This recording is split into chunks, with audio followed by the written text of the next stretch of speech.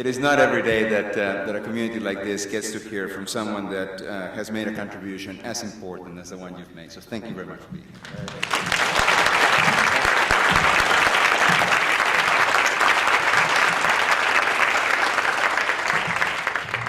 here. Another one of our sponsors for this meeting has been the British Medical Journal, actually the BMJ. They don't want to be known as the, every time I stand up here, that phone goes. They don't want to be called the British Medical Journal anymore. They want to be like BBC, or maybe less attractively like BP. But the BMJ has been very generous in their support of this conference, mostly by providing us with that fantastic cover calling for the patient revolution and an editorial highlighting this conference. And I think there's going to be some interesting opportunities going forward for this community to contribute through the BMJ to this agenda. I want to make sure that you know that Richard Lame is in the room. You want to wave your hand. So Richard's over there. Richard is officially, or maybe not, or undercover, I don't know what you're doing, but he is blogging. He has a fantastic blog where he reviews the medical literature, and I recommend it. It's very, very good. He adds stuff about plants once in a while for reasons that I don't understand. But anyway, it's really interesting stuff. And Richard is here, so if you have an opportunity to interact with Richard, you may show up in the pages of the BMJ. Our next speaker to finish up the night is just another luxury that we have. He goes back more than 30 years of healthcare journalism experience. But interestingly, in the 90s, he was working in the foundation, the Informed Medical Decisions Foundation. God almighty, why did you change your name?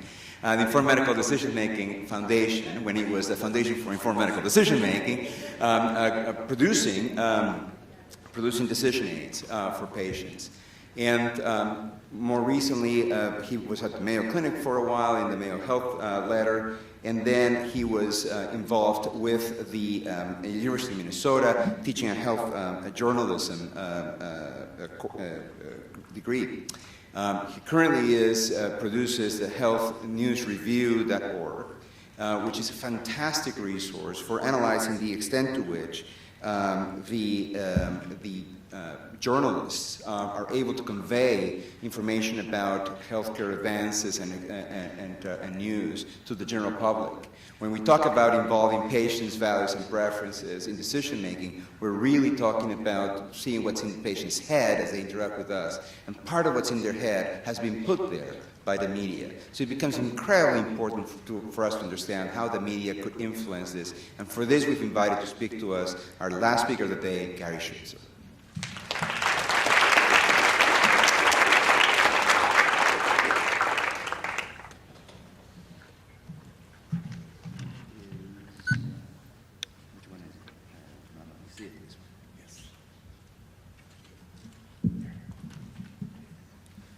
Thank you, Victor. And to be the only journalist invited to this conference is an honor. It is humbling, and perhaps depending on your reaction, it should be a source of trepidation.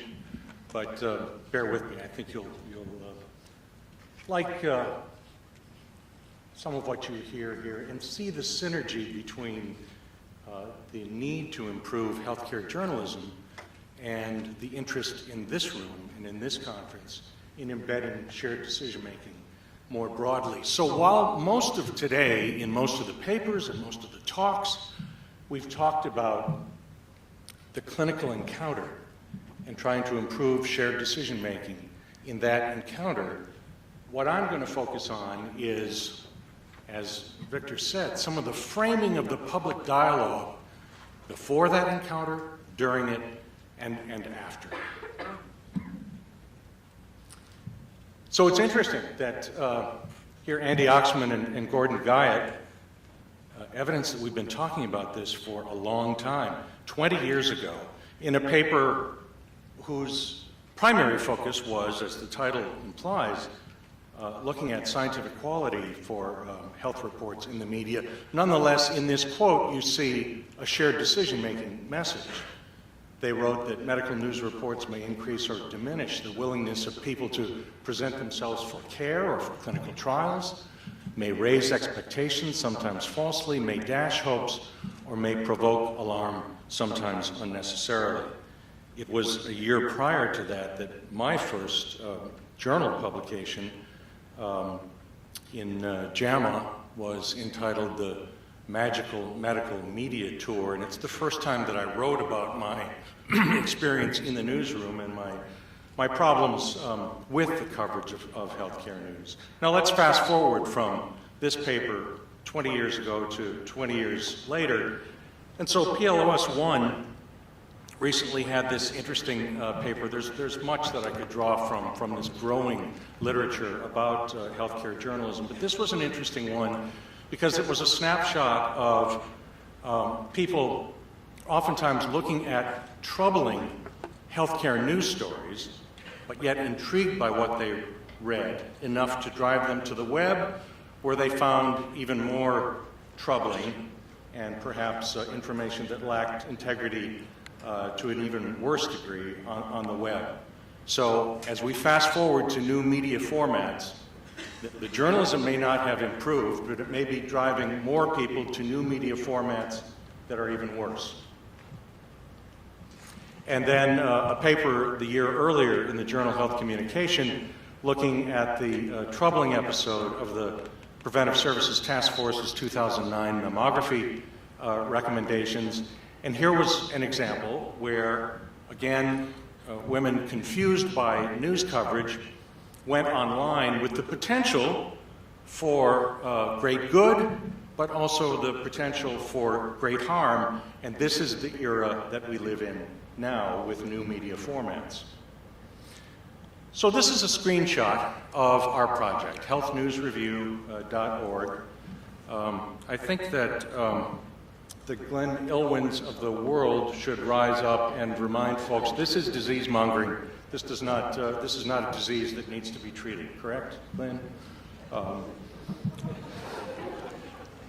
But on this site, for 7 years, we have looked at both news coverage and now in recent years to an increasing degree on a blog that is embedded within this site.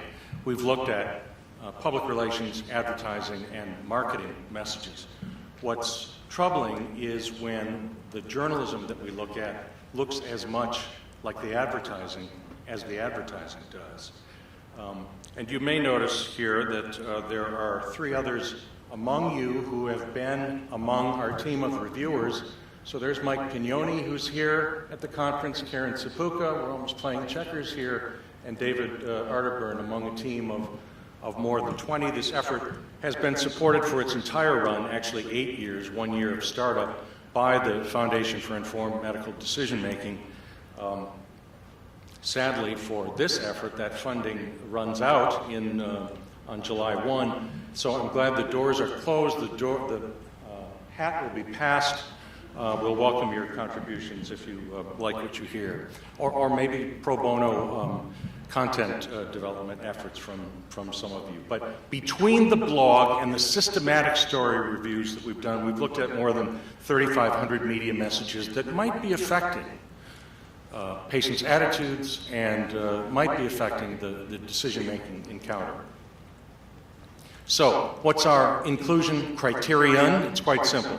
It has to be a story that includes a claim about an intervention. So, if it's a story from the set list of news organizations that we look at every day, that includes a claim about a treatment, test, product, procedure, dietary approach, you name it, it's eligible for review. And rather than just a subjective, off-the-cuff assessment, this is as pure and objective and systematic approach as we've been able to develop. And I should say we borrowed this approach with permission from a pioneering effort in Australia. You Australians may know David Henry's original work at University of Newcastle with the site called Media Doctor Australia, which spawned ours, spawned a Media Doctor Canada, Hong Kong, Japan, Germany. Sadly, though, I told you our financial plight, Australia is on the shelf for staffing and funding reasons. Canada is on the shelf for funding and staffing reasons. And I think this is a real potential loss for the improvement of healthcare journalism and for the broader improvement of the public dialogue that might be affecting your interests in shared decision making. So, while I've been rambling here, you've had a chance to look down this list. Let me just amplify a little bit. So each story is graded on these 10 criteria, and we hold the bar pretty high. We admit that, and we don't apologize for it. So, to get a satisfactory score on benefits and harms here, we insist that absolute risk reduction terms be used, either in isolation or in addition to the relative risk reduction terms. It's just not the complete story in our estimate. So I invite you to come to the site on your own time and look at how we apply these 10 criteria and our judgment to the review of these. Some journalists have said to us, well, your reviews are longer than our original story, to which we say, well, who owns that problem? And here's the report card in a nutshell. After now, remember, 3,500 media messages, 1,900 of which were stories evaluated by the systematic story review. So how did they grade? This is the percent unsatisfactory. So on those three top, about 2/3 of stories, we're talking about claims about how wonderful something is. We don't discuss costs 2/3 of the time. We don't adequately quantify benefits. We don't adequately quantify harms. This is a very troubling picture, and it is a growing, dynamic, data-driven mirror that we can hold up to editorial decision makers. And I hope someday that the Australian effort and Canadian effort can be revived, and that these 6 countries that had like sites could pool their data and hold up an overwhelming picture to editorial decision makers around the globe. So, with those top 3 data points I showed you, to lay audiences, I often say that, 2/3 of the time you're getting a kid in the candy store view of U.S. healthcare through news stories, where 2/3 of the time things are made to look terrific, risk-free, and without a price tag. So I think about, what does that do to the patient-physician encounter? What does that do to the individual decision-making back end? What does it do to that voter going into the booth next to me, who is likely to oppose any candidate who supports comparative effectiveness research because through media framing messages, they've been led to believe that this is rationing, not rational. Now, this is old, but there isn't a lot of good data that I'm aware of. So this goes back, 16 years that there was a Roper survey that the National Health Council commissioned. But 75% of respondents in this survey said they paid at least a moderate amount of attention to medical and healthcare news, but only half said they got the right amount to keep them well informed. And 15% said they get so much news that they have trouble sorting through all of it. A journalist in Europe, I believe, coined the phrase infoxication, information intoxication, and so 15% reported that. Nearly 60% say they have changed their behavior or taken some action as a result of healthcare news stories. Now think of our assessment of those 1,900 stories, and we have 60% of people saying they've taken action based on that quality of story. We should care about that. And 76% of those said they took the advice offered in the news story. I'm old school, and I was taught that journalists independently vet claims. We don't give advice in news stories. And so this is troubling. So a few years after that survey, Kaiser and Harvard had another survey in which they found more than half the public says national, local, or cable news is their most important source of health information. This is from a researcher at University of South Carolina And we could spend the rest of the conference talking about the problems with the quality of television news, and we won't do that. But her slice of this picture was to look at something that the public and most of you would not be aware of, about source selection in who appears in those stories or why these stories appeared and others didn't. So she surveyed local television health reporters, still a dominant source of news in the US at least. And more than half said they get their ideas from a public relations person or a press release. More than half said their health reports were sponsored, often by local medical centers, and often the people appearing in those stories are only from the sponsoring medical center.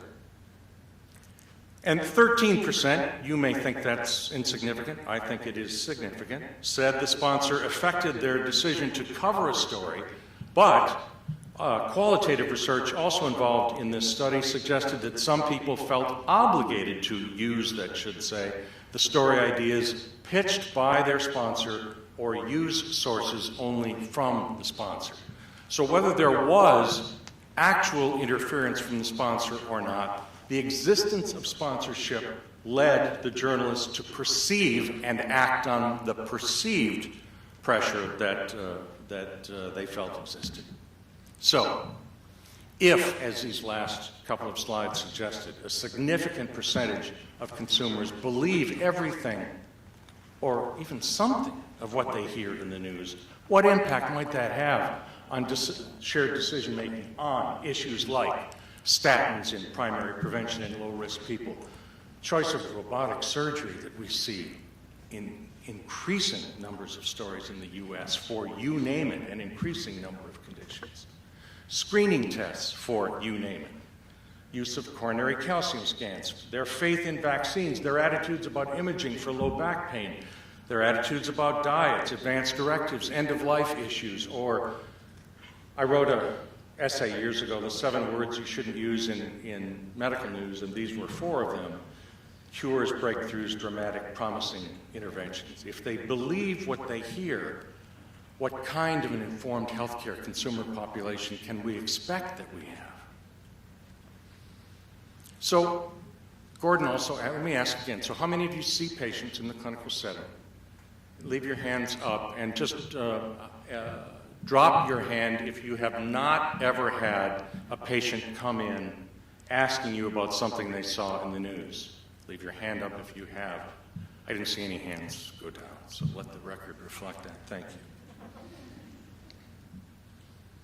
Some of the common flaws: journalists treat journal studies like it is Moses bringing the stone tablets down from the mountaintop to the people.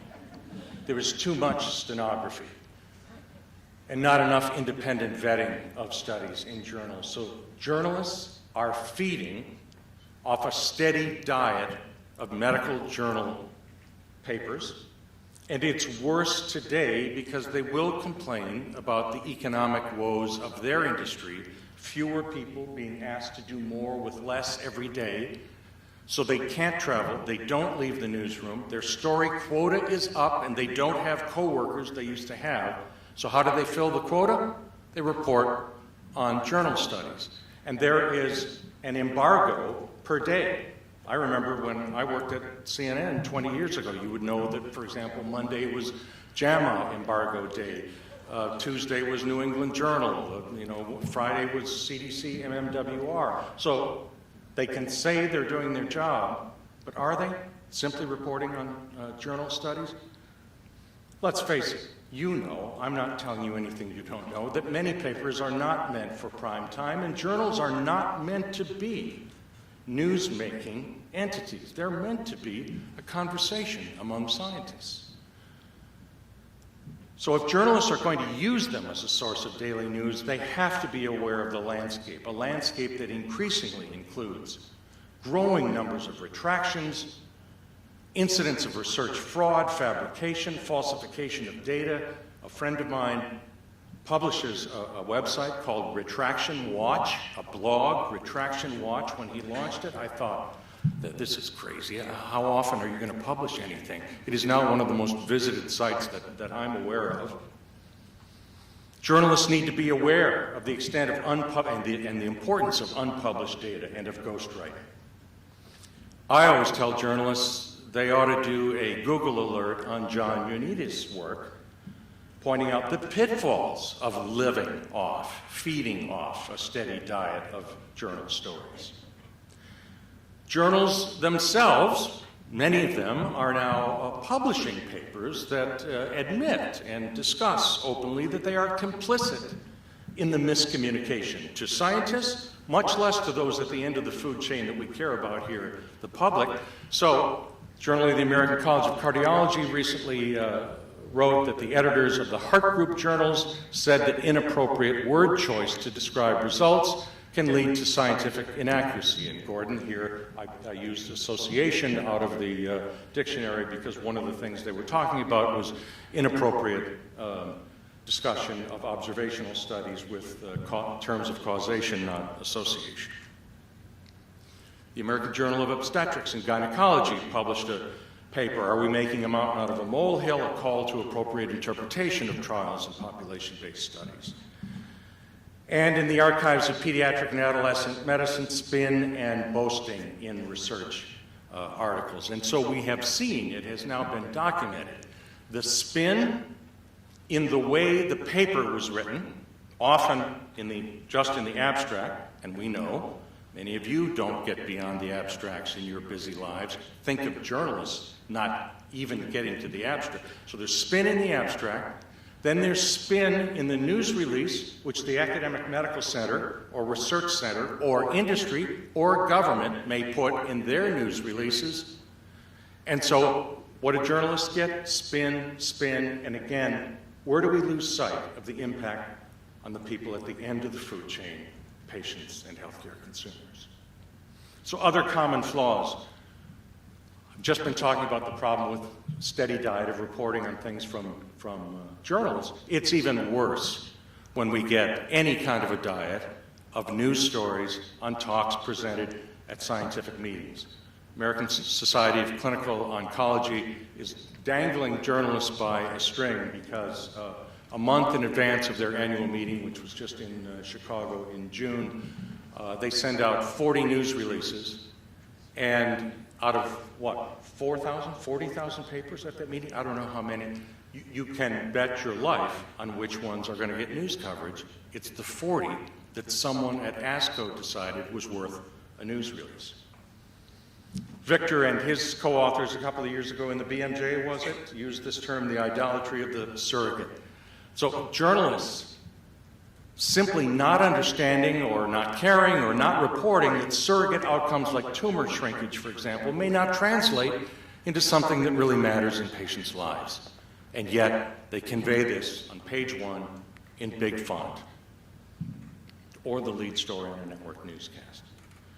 And the tyranny of the anecdote, which we should care about in a shared decision-making context, telling the success stories, but rarely profiling the trial dropouts, the dissatisfied, those who choose a conservative route or lifestyle change instead of aggressive treatment. So if this were a one-slide talk, and as you've seen it isn't, it would be this slide that we have documented over 1,900 stories in 7 years, that there's an exaggeration or an emphasis on benefits while we ignore or minimize harms. And gee, does that ever happen in the clinical setting? So when you match what patients hear in the media and then what they might hear in some clinical encounters, is it any wonder that we get what we get in an confused healthcare consumer population? If we were to give, from our project, the most troublesome trend award, the winner for this lovely statuette would be screening tests, often involving this gland, with major supporting roles for breasts, lungs, arteries, and genetic screening. We could go on. All screening stories. This is a simple message to journalists. Well, how could we do better? We have time limitations, we have space limitations. Then just include in every story what Sir Muir Gray wrote. all screening programs do harm. Some do good as well. That's not going to knock you over your word limit. It's not going to exceed your time limit. Include that, maybe we'll be quiet. The tyranny of the anecdote comes into play in screening stories. Whom do we model in these stories? We model, again, we put a greater weight on the anecdotes of those who claim their life was saved by screening, and we tend to ignore or minimize the stories of those who make a rational choice not to be screened, or those who were screened and regret it. So, there will be positive examples, but I want to give you some negative examples just to back this up. So I'm from Minnesota. Victor's from Minnesota. Victor's a huge fan of the Minnesota State Fair. He must see something Peruvian in the corn dogs or something. So at the Minnesota State Fair, I've been writing for a couple of years now about how a television station is partnering with an effort for you to come in and get many free and low-cost healthcare screenings. The one that I've written about the most is the big mobile van that drives in. So you're in the midway, and the fireworks are going off, and you've had your hot fudge sundaes and corn dogs, and help me, Minnesotans, chocolate-covered what? Chocolate-covered bacon is a real entity. Thank you, the woman from Hennepin County Medical Center. Alligator on a stick. So, but in the midst of that, when you probably should have your cholesterol checked, you're lured into this PSA testing van. What do you think the quality of the shared decision-making encounter is at that time? And I can tell you, when I was teaching at the University of Minnesota, I had a 24-year-old male student who called me at home and said, Gary, I was just walking through the fair, and they dragged me in and wanted to do a PSA test on me, but because of your class, I rejected it. Last image here, I'm not sure if this has anything to do with the prostate cancer screening that goes on inside the van, but maybe. These are the stories instead. These are the things we should be hearing from our media. So, big medical center, big cancer center, Roswell Park Cancer Center in Buffalo was actually luring men in. If they could show that they initiated a discussion about prostate cancer screening, they would get prizes for their prostates. They would get hockey tickets. A friend of mine said you'd need to be a hockey puck in order to go in and accept this offer. Or for the more classy, you would get Irish classical theater ticket. Well, this was not a one-off. Then in the world of sports, down in Atlanta, moving to the southern U.S., the Atlanta Hawks basketball team must have heard about that, and if you pledge that you'll go in and get PSA screening, you'll get 2 free, pretty expensive tickets to a professional basketball game. We should be reporting on this. Something is wrong when we need to bribe people in this manner.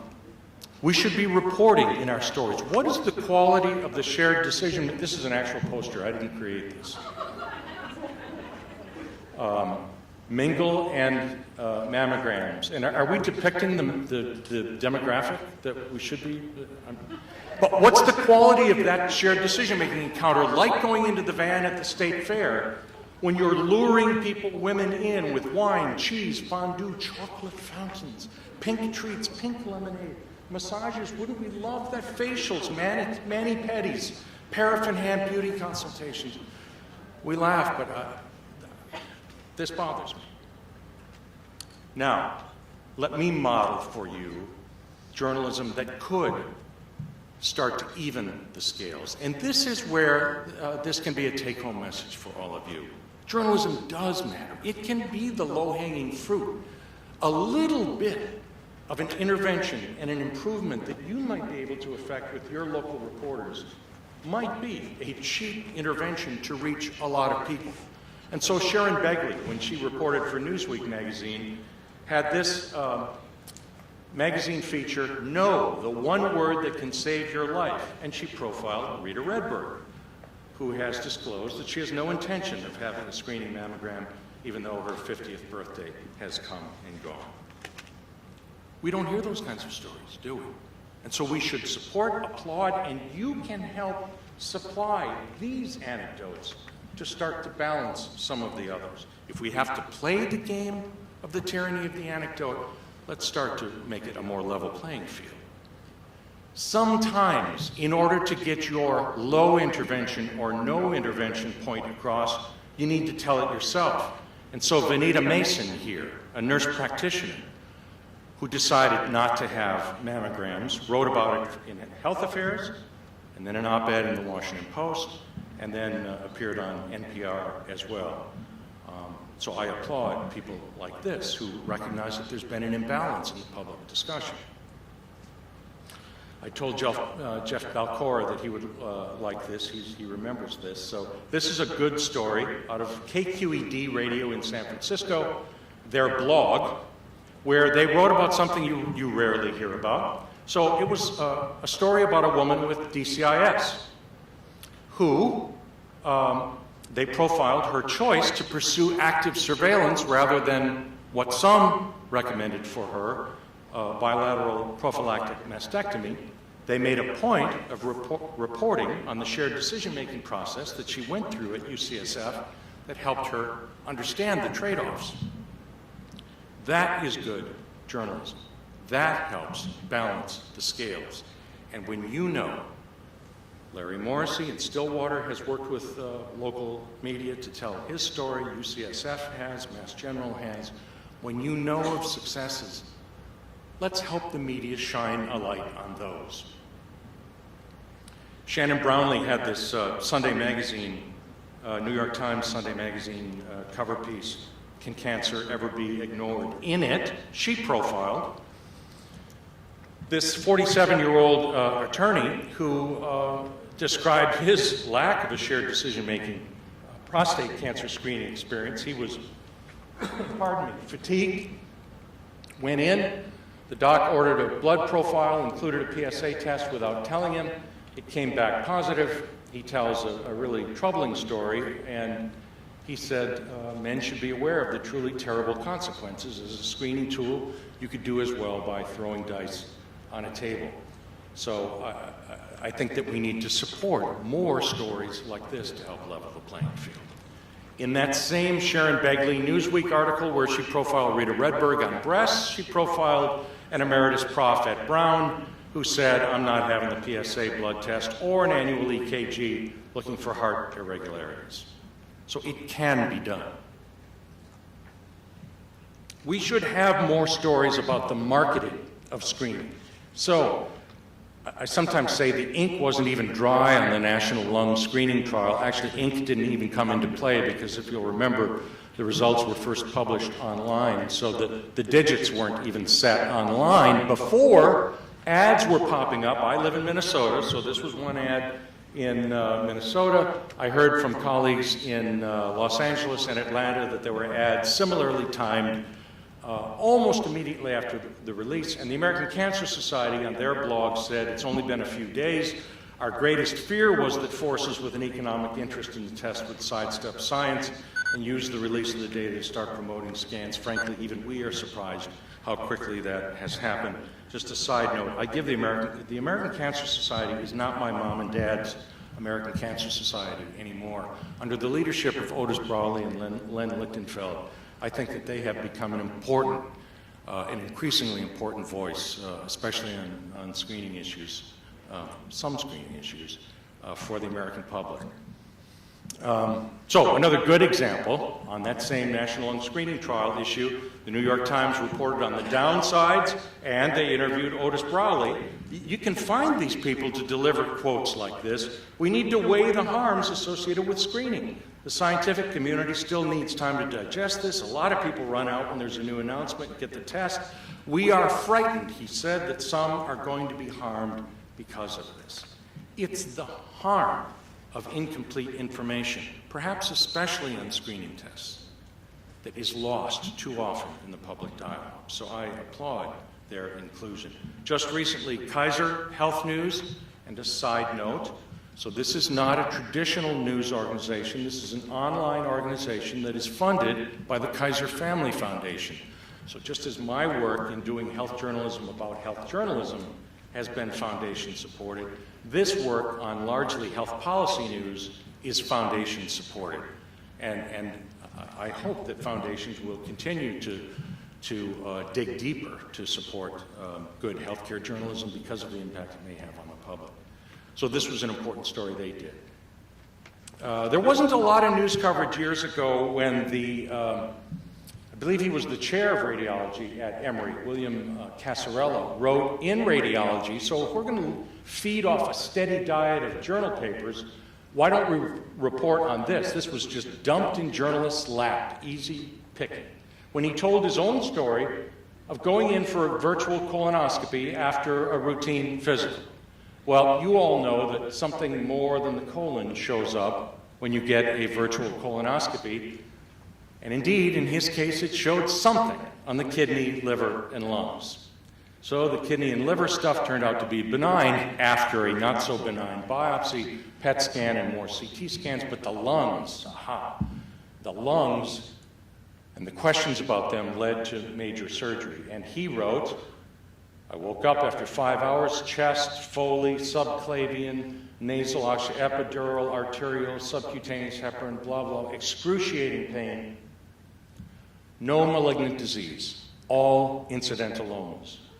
This story was laid out for anyone to pick up on. And as he pointed out, the total cost for finding incidentalomas was $50,000. We can learn from the experience of experts who learn about shared decision-making encounters as well. All of this precipitated by a screening test. So, why did I include this slide? Body scan spread. I'm sorry, it's been too long since I put this one in here. Oh, yes, that these were the two only major news organizations that I could find that reported on Casarella's journal piece, which these go back to 2002 and 2003. So, in our view, if we don't improve the public discussion about screening tests, we may never improve the public dialogue about downstream treatment issues, and especially about expensive new technologies, or as some have called it, gizmo idolatry, like the robotic surgery that I said we see so often, or like intensity modulated radiation therapy or its big sister, proton beam. The U.S. Leads the world in this, and there are significant questions, as you probably are well aware, of the evidence and certainly the cost effectiveness for these technologies. I love what the humorist Henry Wheeler Shaw said, and I apply it to screening stories, I apply it to a lot of healthcare news, that he said, I honestly believe it's better to know nothing than to know what ain't so. It's better to know nothing than to know what ain't so. And I say to journalists, it might be better if you just reported nothing than to report what simply ain't so. Why? Because there are harms that we don't tell people about. There are harms in making people more frightened, more anxious than the evidence or than rational thinking would warrant. There was this paper in Health Affairs, some flaws with the way it was done, but the take-home, I think, is important. That in their research, they found that it is clear that healthcare consumer attitudes support the notion that more is always better, newer is always better in healthcare. They wrote, clearly consumers will revolt if we make evidence-based efforts look like rationing or as a way to deny treatment. A necessary condition for effective communication, after all, is to start where your audience is. Maybe start where your patients are, even if that is not where you hoped or expected them to be. So, consumer-centered journalism, much like patient-centered care, can, I believe, do a lot to help people understand and deal with the clash between science and intuition, between evidence and emotion, between data and anecdote, between recommendations for the entire population and decision-making by an individual. We can help people understand and deal with the clash between what we can prove and what we simply wish, believe, or hope would be true. We can help them understand the difference between grasping uncertainty, attacking it, and helping people apply critical thinking to decision-making issues. The difference between that and promoting false certainty, sometimes because of conflicts of interest, where it does not exist. So I thank you very much for your attention. This is the logo of our blog that, as I said, looks as much at public relations and advertising and marketing as it does on journalism. I welcome your input. Please visit the site, and there's my email address. Thank you so much. It is an honor to be here.